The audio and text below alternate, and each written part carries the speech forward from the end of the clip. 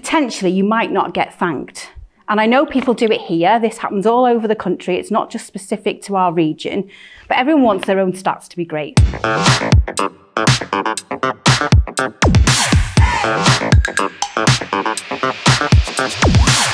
So today, this Ed slot has come off the back of the committee meeting on 2 weeks ago. So what we looked at is I tend to look at all the stats. I'm a big stat person. I like spreadsheets. I like numbers.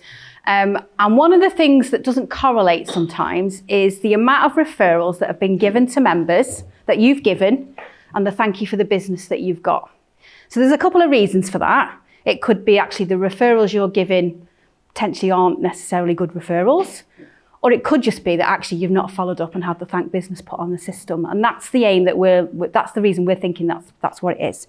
So what I wanted to talk to you is literally, if you go on your app, on your phone, we're all very good at, if anyone does what I do, I track what I get from BNI. I track what referrals I get, what has turned into business, when that business is generated and who I'm thanking. And I'm very good at making sure that individuals get thanked and individuals in cross chapters get thanked as well.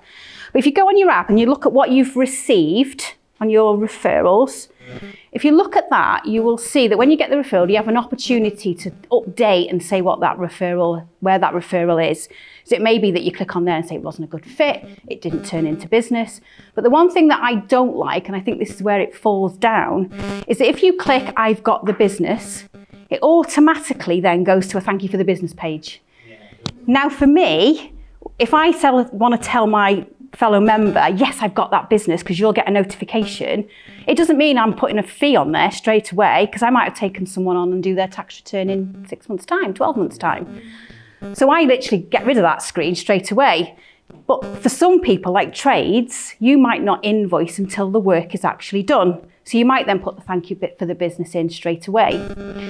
Now, what I find with it is that when you update some stuff that has been cross-chapter, potentially you might not get thanked.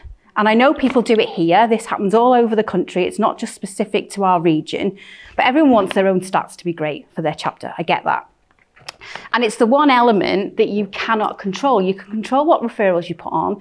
You can control your one-to-ones. You can't control what business you are thanked for.